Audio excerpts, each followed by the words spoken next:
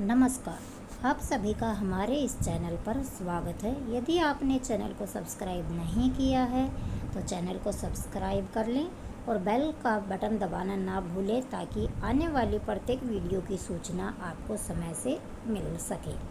चलिए आज हम देखते हैं षष्ठी कक्षा की जो दीपकम नई पाठ्य पुस्तक है उसका चतुर्थ पाठ है यानी चौथा पाठ।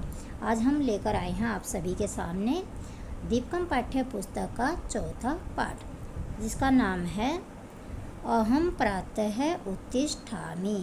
मैं प्रातः उठता हूँ।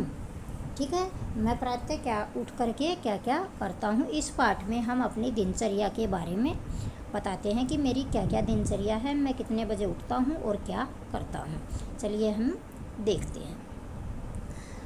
नमो नमः, सबसे पहले उठते ही क्या बोलते हैं वो, नमो नमः यानी नमस्कार। मम नाम संदीपः, मेरा नाम संदीप। अहम मैं, मम दिनचर्यां वदामि, मैं अपनी मम यानी मेरी दिनचर्यां वदामि, अपनी दिनचर्या को वदामि बताता हूँ। नमो नमः, मम नाम खुशी, मेरा नाम खुशी है।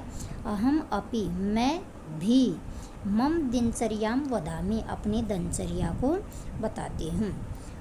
अहम प्रतिदिनं प्रातः पंचवादने उत्तिष्ठामि, अहम यानी मैं प्रतिदिन प्रातः पंचवादने 5 बजे उत्तिष्ठामि उठती हूँ।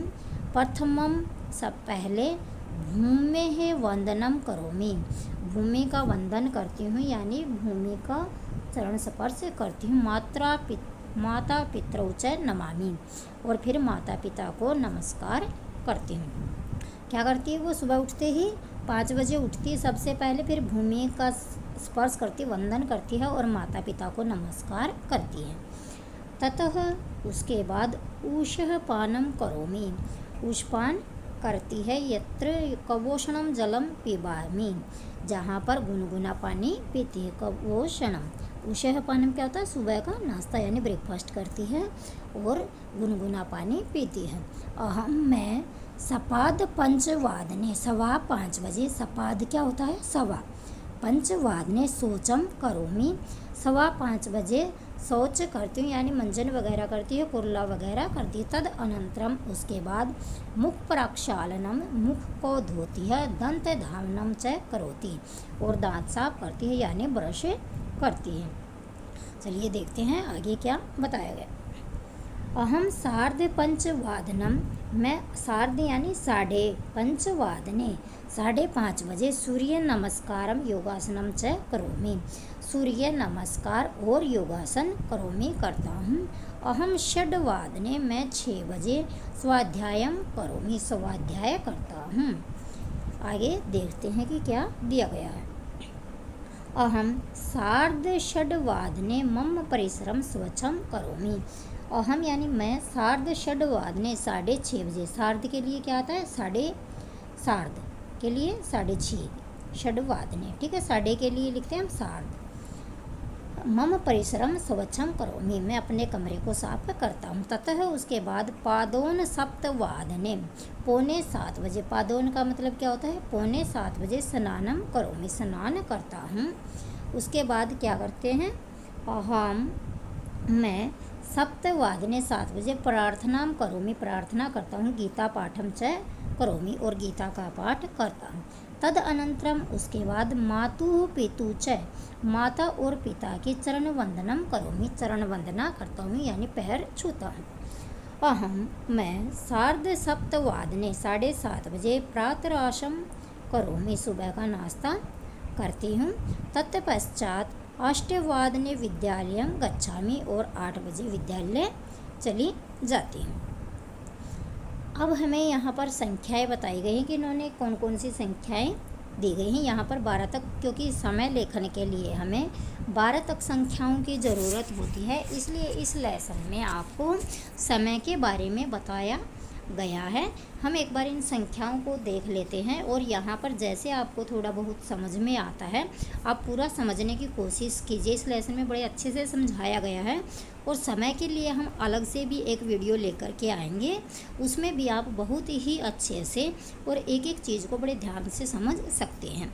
चलिए अब हम यहाँ पर देखते हैं कि क्या बताया गया। संख्याएँ कौन कौन सी दी गई हैं। हमें समय के लिए कितनी संख्याएँ चाहिए? 12। एकम, द्वे, त्रीणि, चत्वारि, पंच, षट्, सप्त, अष्ट, नौ, 10, एकादश, द्वादश।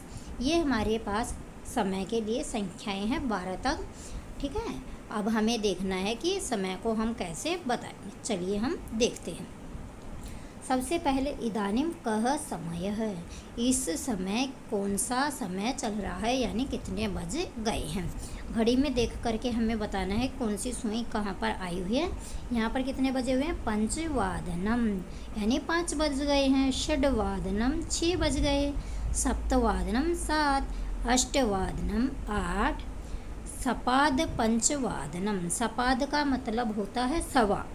ठीक है, जब 5 बज के जैसे 15 मिनट हो गई, 15 मिनट के लिए हम क्या बोलते हैं? सपाद। ठीक है, यानी सवा पंचवादनम, सवा 5 बज गए हैं। सपाद षड्वादनम, सवा 6 बज गए हैं। सपाद सप्तवादनम, सवा 7 बज गए हैं। सपाद अष्टवादनम, सवा 8 बज गए हैं। ठीक है, आगे देखते हैं। साढ़े के लिए हम लिखते हैं सार्ध। पंचवादनम 5:30 बज गए। सार्ध षट्वादनम 6:30। सार्ध सप्तवादनम 7:30। सार्ध अष्टवादनम 8:30। चलिए अब हम आगे देखते हैं। पादोन। पादोन का मतलब क्या होता है? पौने। ठीक है, पादोन षट्वादनम यानी 5:45 बज गए हैं। ठीक है, पादोन सप्तवादनम 7:45 बज गए। पादोन अष्टवादनम 7:45 बज गए हैं। पादोन नववादनम 8:45 बज गए हैं। यहाँ पर ये समय के लिए समझाया है, हमें मेन याद होना चाहिए। पादोन को क्या बोलते हैं? पौने। ठीक है, और सार्ध को क्या बोलते हैं? साढ़े। और सपाद को बोलते हैं सवा। ठीक है, ये हमें यहाँ पर समझाया गया है। चलिए हम देख लेते हैं कि शब्दार्थ में यहाँ पर क्या क्या दिए गए हैं।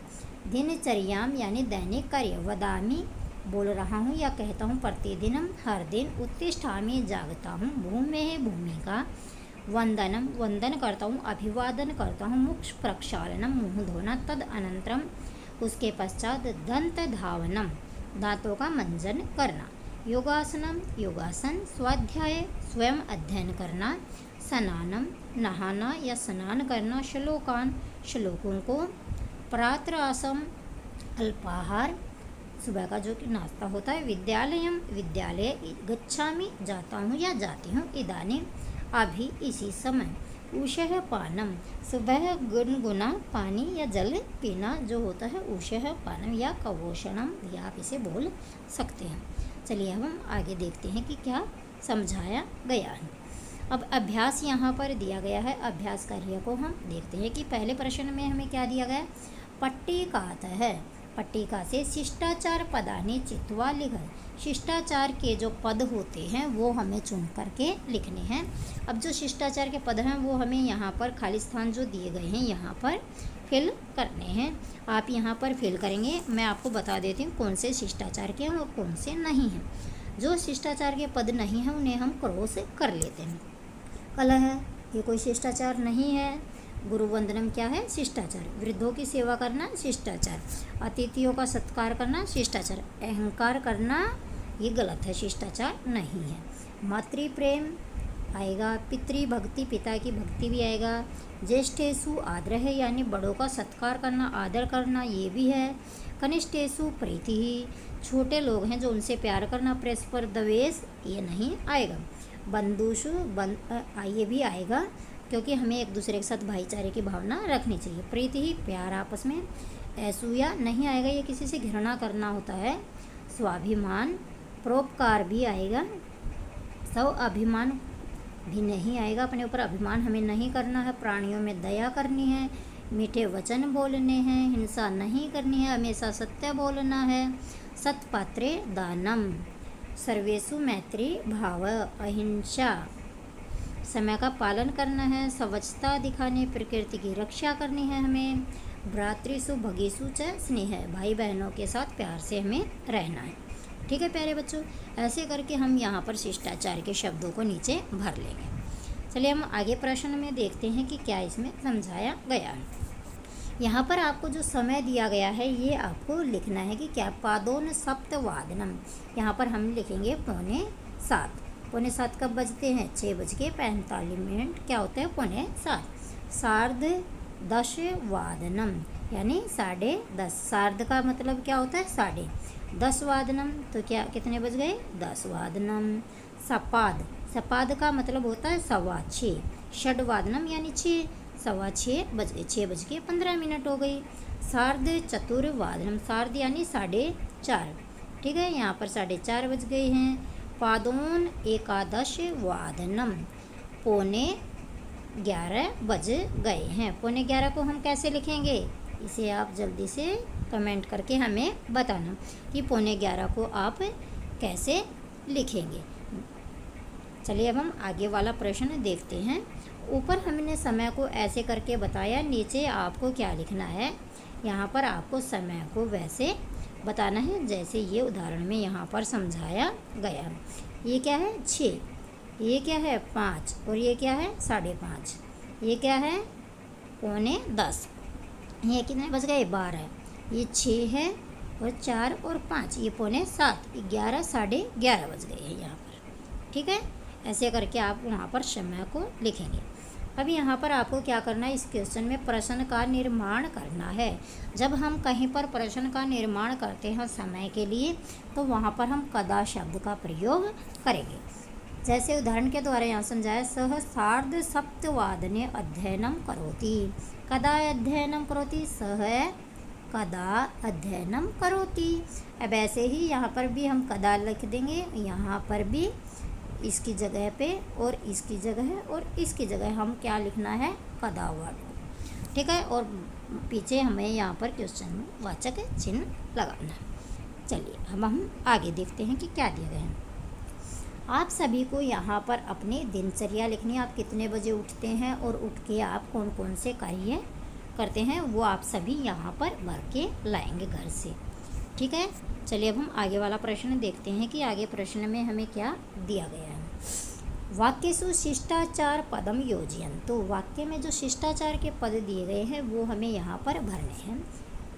नियम पालन, नियमों का पालन करना। सेवाम, सेवा करना। मैत्री भाव, मित्रता। सहायम, सहायता करना। सत्कारम, सत्कार करना। दया भाव है, दया का भाव होना।